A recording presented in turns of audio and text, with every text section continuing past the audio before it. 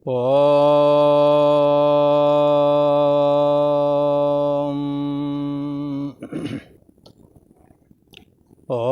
गुरु ब्रह्मा गुरु विष्णु गुरुदेव महेश्वरा गुरु साक्षात् परम ब्रह्म तस्मै श्री गुरवे नमः।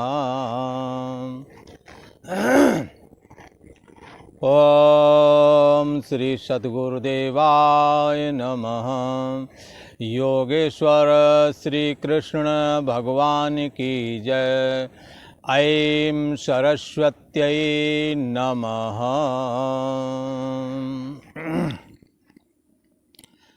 पूर्व का प्रसंग चल रहा है। ये अध्याय 4 है और पूर्व में प्रसंग चल रहा था प्राण साधना।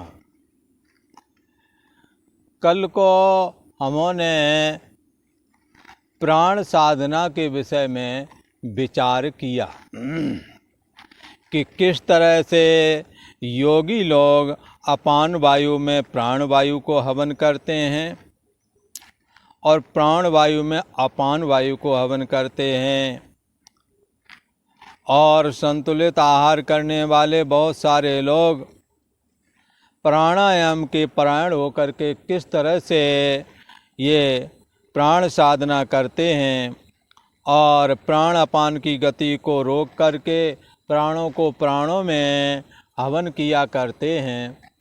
इस तरह की चर्चा कल को की थी।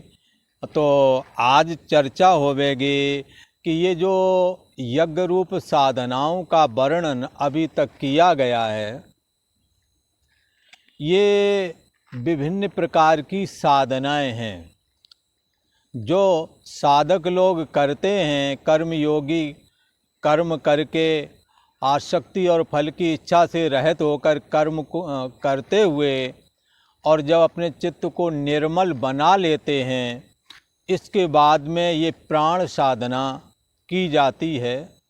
प्राण साधना है और ये ब्रह्म यज्ञ करके ये ब्रह्म साधना है। ये सारी साधनाएं जो हैं सारी की सारी साधनाएं आपके कर्म योग के ऊपर निर्भर करती हैं कि आपने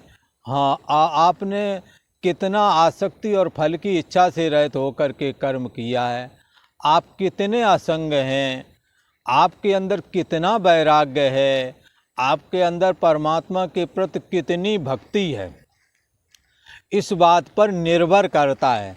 और सारी साधनाओं का मूल जो है वो है परमात्मा के समर्पण हो करके।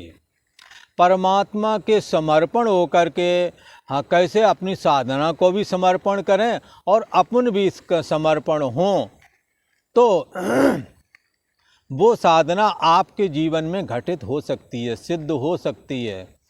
जैसे इंद्रियां हम बस में करते हैं पर नहीं होती। भगवान ने कहा तान सर्वाणि संयम्य युक्त आसीत मतपरा। बड़े बड़े विद्वान लोग बहुत उपाय करते हैं, इंद्रियां बस में नहीं होती।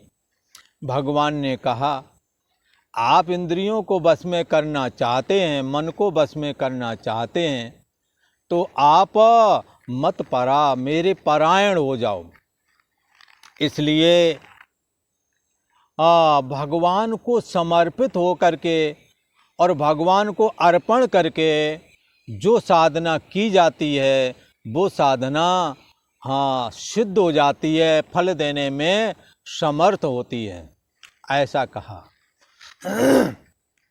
तो अनेकों प्रकार की साधनाओं का पीछे कथन कर दिया गया है। तो अब आगे का श्लोक ये कहता है कि यज्ञ रूप साधनाएं जो थीं, ये जो किसके आश्रय में थी, किसके आश्रय से ये सब फुर रही थी, इसका शेष क्या, इसका आधार क्या। जैसे सारी पृथ्वी को शेष जी धारण किए हुए हैं, शेष नांग सारी पृथ्वी को धारण किए हुए हैं, वही इस पृथ्वी के लास्ट हैं, वही इस पृथ्वी का शेष है। पृथ्वी उन्हीं के आश्रय में, उन्हीं के आधार में टिकी हुई है। तो इसी प्रकार ये साधनाएं किसके आश्रय पर थीं, उसका शेष क्या है, उसका आधार क्या है। इन साधनाओं को यदि अलग कर दिया जाए तो परिशिष्ट से फिर पीछे क्या बचता है।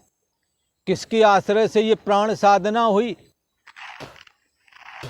और किसके आश्रय से ये ब्रह्म साधना हुई, वो कौन सा तत्व है, आज इसी की चर्चा करते हैं। तो भगवान श्री कृष्ण कहते हैं कि जो इस तरह से जो पूर्व में साधनाएं वर्णन की गई हैं यज्ञ रूप करके, इन साधनाओं के करने से सनातन परम ब्रह्म परमात्मा की प्राप्ति होती है, जो कि हमारे बुद्धि रूपी गुहा में विद्यमान है, विराजमान है, सबका अंतर्यामी है। यही भगवान श्री कृष्ण का ऐसा विग्रह है जो कभी अदृश्य नहीं होता, जो सबका आश्रय और प्रकाशक है, जिसके आधार पर सारी की सारी सृष्टि टिकी हुई है। वो अंतर्यामी स्वरूप ही सबका शेष है। ये सारे यज्ञ करने के बाद में इन यज्ञों को यदि बाधित कर दिया जाए बाधित अनुवृत्ति के द्वारा, तो फिर क्या बचता है वहाँ, तो परिशेष से वहाँ क्या चीज बचती है, ऐसी जिज्ञासा होने पर कहते हैं। भगवान श्री कृष्ण कहते हैं, हे अर्जुन,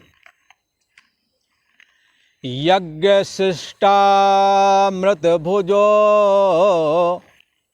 यान्ति ब्रह्म सनातनम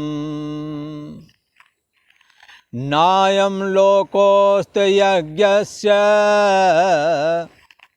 कुतोऽन्या कुरु सत्तमः।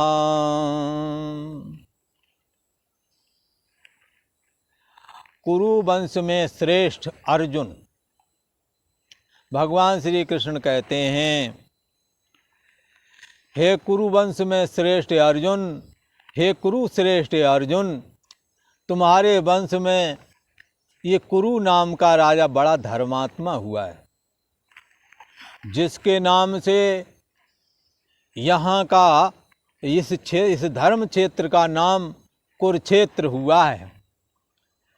वो महान पुण्यात्मा राजा प्रजा को पुत्र की तरह पालन करता था और निरावरण था, आवरण रहित था, आप्त काम था।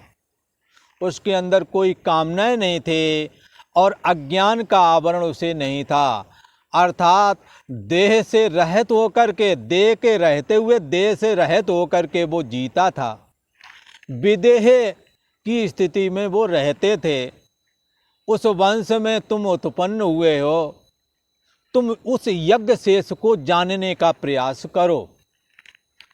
जिन साधनाओं के द्वारा वो परम ब्रह्म परमात्मा के जानने की बात कही गई है, तो वो किसके आश्रय में है? जैसे पृथ्वी शेष के, शेषनाग के आश्रय में है, इसी प्रकार से ये साधनाएं किसके आश्रय से फुर रही थी? कौन इसका आश्रय प्रकाशक था? जो आश्रय और प्रकाशक है वही इन साधनाओं का शेष है, आधार भी है। इन साधनाओं को यदि बाधित कर दें, जैसे प्राण साधना की है, तो प्राणों को कौन जानता है? जो जानता है वही उसका आश्रय है, वही उसका प्रकाशक भी है। इसी प्रकार से इंद्रियों को हम बस में करते हैं। ये इंद्रियों को जानने वाला कौन है? नेत्र सबको देखता है, पर नेत्र को कौन देखता है? शब्द श्रोत्र इंद्रिय सुनती है, पर श्रोत्र का भी श्रोत्र कौन है? यतो वाचो निवर्तन्ते, वाणी जिसका कथन नहीं कर सकती, वाणी को जो जानता है वो कौन है? वो वाणी का भी शेष है। वाणी को अलग कर दें फिर भी वो बचता है। इसी प्रकार से अप्राप्त मनसा से मन उसको प्राप्त नहीं कर पाता है। मन उसको प्राप्त ना करके पीछे हट जाता, पीछे लौट जाता है, क्योंकि मन का भी आश्रय प्रकाशक है। यदि मन को अलग कर दिया जाए तो फिर पीछे क्या बचता है? तो वही भगवान श्री कृष्ण का अंतर्यामी रूप, जो कैसा है? अमृत स्वरूप। आ माने नहीं, मृत माने जो कभी मरता नहीं। वो जो स्वरूप है वो अमृत स्वरूप है। साधक को इन साधनाओं के द्वारा उसी अमृत तत्व का अनुभव करना है, उसको जानना है कि जिसके जानने के बाद में फिर कुछ जानना बाकी नहीं रह जाता।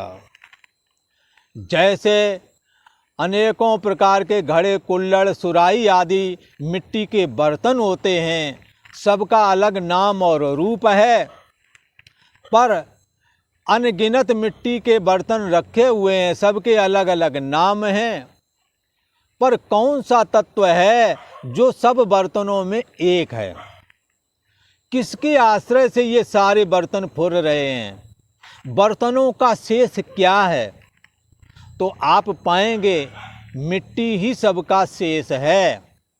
और उसको जानने के बाद में सैकड़ों हजारों लाखों बर्तन मिट्टी के रखे हैं, उनको ना जानो तो भी जान लिया है कि सब मिट्टी के हैं, ऐसा जान लिया। इसलिए वो यज्ञ रूप साधना का जो शेष रूप है उसको जानने के बाद में सब कुछ जाना हुआ हो जाता है, फिर और कुछ जानने की आवश्यकता नहीं है। पद पदार्थों का ज्ञान करना यद्यपि आवश्यक है, परंतु जब इस तत्व को, इस रहस्य को जब समझ लिया जाता है तो सब कुछ जाना हुआ हो जाता है, ऐसा कहा। भगवान श्री कृष्ण कहते हैं, यज्ञ शिष्टा मृत भुजो यान्ति ब्रह्म सनातनम। हे अर्जुन, हे कुरु वंश में उत्पन्न होने वाले हे श्रेष्ठ अर्जुन, यज्ञ शिष्टा मृत भोजा, यज्ञ से बचे हुए का अनुभव करने वाला। यज्ञ से क्या बचा? जैसे इंद्रियां निग्रह की, मन निग्रह किया, कौन मन को जानने वाला था? वो यज्ञ शेष है। उस यज्ञ शेष का यदि मन को हटा दें फिर क्या बचता है? इंद्रियों को हटा दें, वाणी को हटा दें, फिर क्या बचता है? यज्ञ शिष्ट। तो साधना से का आश्रय और प्रकाशक जो है वो यज्ञ शिष्ट कहलाता है। हे अर्जुन, यज्ञ शिष्टा मृत भोजा, यज्ञ से बचे हुए अमृत का अनुभव करने वाला सनातनम ब्रह्म यान्ति, सनातन परम ब्रह्म परमात्मा को प्राप्त हो जाता है। क्योंकि वो अंतर्यामी है ही सबका आश्रय प्रकाशक। और उसके जान लेने के बाद हम आपके हृदय की बात नहीं जानते, पर फिर भी मैं ये जानता हूँ कि जो तत्व हमारे में वो तुम्हारे में भी है। भाई तुम्हारे मन और इंद्रियों का आश्रय प्रकाशक है, तो आपका जाना हुआ हो गया कि नहीं सब? घोड़े गधे से लेकर सब में वही तत्व विद्यमान है, और उस तत्व को सत्तात्मक हैपना और जाननापना के रूप में जाना जाता है। सबको जो सबको जानता है उसको जानना चाहिए। वो यज्ञ शिष्ट है। साधनाओं के द्वारा वह करने के बाद में कौन बचता है? तो बचने वाला वही अंतर्यामी स्वरूप जो भगवान श्री कृष्ण का है वही बचता है, ऐसा कहा। भगवान श्री कृष्ण कहते हैं, हे अर्जुन, साधनात्मक यज्ञ से का परिशिष्ट आश्रय और प्रकाशक जो है उसका अनुभव करने वाले योगी जन सनातनम ब्रह्म यान्ति, सनातन परम ब्रह्म परमात्मा को प्राप्त हो जाते हैं, ऐसा कहा। अयज्ञस्य, जो साधनाएं नहीं करते हैं, यज्ञ रो साधना रूप यज्ञ को जो संपादन नहीं करते हैं, हाँ, अयज्ञस्य, हाँ, साधना रूप यज्ञ ना करने वाले के लिए अयम लोका न अस्ति, हाँ, यह मनुष्य लोक भी सुखदायी नहीं है। बंधुओं, जो मन और इंद्रियों को नहीं रोकता है, जो इंद्रियों पर कंट्रोल नहीं करता है, वो संसार में भी सुखी नहीं रहता। जरूरत से ज़्यादा विषय सुख ले लेंगे, कहीं के नहीं रहेंगे। जरूरत से ज़्यादा खा लिया, पेट और खराब कर लिया। जरूरत से ज़्यादा मान प्रतिष्ठा आपको मिल गई, पर फिर आपको छोटी सी बात भी काटेगी। एक बहुत ज़्यादा सुविधाजनक स्थिति में रहते थे, मुलायम गद्दों पर लेटते थे। हाँ, एक बार रुई का गद्दा उनको एक दिया गया, उसमें एक बिनौरे था, बिनौरे जिससे रुई निकलती है, बिनौरे का फल बीज पड़ा हुआ था। तो अति सुविधा में रहने वाला वो आदमी, हाँ, दूसरे दिन बोला आज रात में नींद नहीं आई। बोले क्या बात है भाई, क्यों नहीं नींद आई? आपका गद्दा तो बढ़िया था, आराम से सुखपूर्वक सोना चाहिए था, पर क्यों नहीं सो पाए? तो वो कहता कि इसमें बिनौरे नाम का जो फल था ना, छोटा सा होता है, गेहूं के दाने के बराबर, कहते वो उसमें था, वो चुभता रहा, इसलिए रात में नहीं सो पाया। तो देखो, शरीर को आप सुविधाजनक बनाएंगे तो यहाँ तक आ गए। इसलिए अयज्ञ से जो साधना नहीं करते, मन और इंद्रियों का निग्रह नहीं करते हैं, उनके लिए मनुष्य लोक भी सुखदायी नहीं रहता। हाँ, अन्य कुता, फिर परलोक उनके लिए सुखी कैसे करने वाला होवेगा? ये परलोक में सुख कैसे प्राप्त कर सकते हैं? अर्थात उन्हों को ना यह लोक सुखदायी रहता है और ना ही परलोक सुखदायी रहता है, ऐसा कहा। इसलिए हमें यदि सदा सुखी रहना है तो शरण राम की लें। हमें परमात्मा राम की शरण ग्रहण करना चाहिए, परमात्मा श्री कृष्ण की शरण ग्रहण करना चाहिए, और शरण ग्रहण करके अपनी साधना को परमात्मा को अर्पण करें और अपने आप को भी समर्पित करें। और रामायण में तो कहा, हाँ, आप जो कर रहे हैं वो परमात्मा सब जानता है, इसलिए ईमानदार हो जाओ। हरि जाने सब विनय जनाए, भगवान बगैर जनाए आपको जान रहे हैं। अच्छा हो आप ईमानदार बन जाएं उनके सामने। हाँ, तेरा तुझको अर्पण, हे प्रभु, तुमने शरीर दिया, तुमने बुद्धि दी, तुमने इंद्रियां दी, तुम ही मन के रूप में हो। इंद्रियाणाम मनश्चास्मि, आगे कहने वाले हैं भगवान श्री कृष्ण गीता में, मन के रूप में मैं ही हूँ। तो भगवान कहते यदि तुमने मन को बस में करना है तो हमारे को भूल करके तुम कभी बस में नहीं कर सकते। इसलिए यदि तुम्हें मन और इंद्रियों को बस में करना है, हाँ, तो फिर क्या करें? हाँ, तान सर्वाणि संयम में, उनको बस में करो, संपूर्ण इंद्रियों को और मन को। मत परा, मेरे परायण होकर के करो, और इस यज्ञ शेष का अनुभव करो। उस यज्ञ शेष से बचा हुआ जो भगवान श्री कृष्ण का सबके अंदर विद्यमान जो अंतर्यामी विग्रह है, ये अंतर्यामी विग्रह आपके दया अभिमान को खा जाएगा, जगत की सत्यता को खा जाएगा।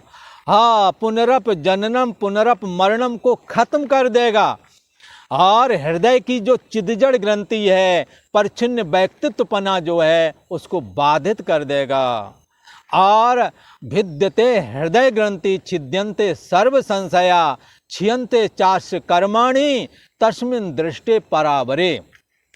उस परम ब्रह्म परमात्मा का जब जीव ये साक्षात्कार करता है तो हृदय की ग्रंथि, अर्थात मैं परछिन्न व्यक्ति विशेष हूँ, ये कट जाता है। मैं एड़ी से चोटी तक ये देह हूँ, ये जो ग्रंथि है, अहम की ग्रंथि, ये कट जाती है, ऐसा कहा।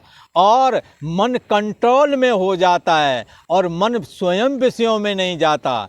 इसलिए किसी ने तो ऐसा कहा, जानो तबहि कि अब हम जागे जब मन खुद विषयों से भागे। जब मन स्वयं ही विषयों से भागने लगे तब हमें समझना चाहिए कि अब हम परमात्मा श्री कृष्ण के अंतर्यामी स्वरूप में जाग रहे हैं। वरना जब तक सोते हैं तो मन और इंद्रियों के भोग पदार्थ ही अच्छे लगते हैं। अहमता और ममता में ही हम फंसे रहते हैं, मैं और मेरे में ही हम हमेशा लगे रहते हैं। ऐसा जो भगवान श्री कृष्ण का महान स्वरूप है उसको हमें यत्न करके समझना चाहिए। एक जगह उपनिषद में तो कहा, एड़ी से चोटी, जैसे हम कोई खूंटा को काटते हैं तो दांत से दांत पीस करके पूरी ताकत के साथ उसे उखाड़ते हैं। बंधुओं, ऐसे एक बार जीवन में परमात्मा की भक्ति के लिए एड़ी चोटी का जोड़ लगाओ, क्योंकि यह तन कर फल विषय न भाई, स्वर्गौ स्वल्प अंत दुखदाई। बंधुओं, ये शरीर जो हमें प्राप्त किया है, जो प्राप्त हुआ है, भगवान ने प्राप्त कराया है, हाँ, ये ही कर फल, इसका फल विषय भोगना नहीं है, बल्कि परमात्मा की प्राप्ति करना प्रयोजन है। परमात्मा का नाम स्मरण करना है, परमात्मा संबंधी साधनाएं करना है, उनकी भक्ति करना है। उनके जो ये जो जनता जनार्दन हैं, दुखी वाले हैं, या जो ज़रूरतमंद है, उनकी सेवा कर लें तो जीवन सार्थक हो जाएगा। धन है इन्हों में लगाएं, ताकत है इन्हों के लिए लगाएं और भगवान के समर्पित होकर के साधना करें, साधना रूप यज्ञ को संपादन करें, तो निश्चय ही हमें जो साधनात्मक यज्ञ का परशेष रूप जो भगवान श्री कृष्ण का अंतर्यामी विग्रह है वो हमारे विवेक में चढ़ेगा। और जिन इंद्रियों के द्वारा, जिन नेत्रों के द्वारा सबको जानते हैं, जिस श्रोत्र के द्वारा सबको सुनते हैं, उस श्रोत्र के द्वारा जो सुनता है उस सुनने वालों को भी आप जान सकेंगे। वो यज्ञ शेष है, साधना का शेष है, वो अमृत रूप है, वो कभी मरता नहीं है। जो वाणी का भी वाणी है, जो मन का भी मन है, उस भगवान श्री कृष्ण के अंतर्यामी स्वरूप को हमें जानना चाहिए। और उसके जान लेने के बाद में ये साधक परम ब्रह्म परमात्मा को प्राप्त हो जाता है, कृत हो जाता है, धन धन हो जाता है, ऐसा कहा। इसलिए एक बार इस श्लोक को एक बार उच्चारण करते हैं, आप पुनः अपने जेहन में इसको डाल लें।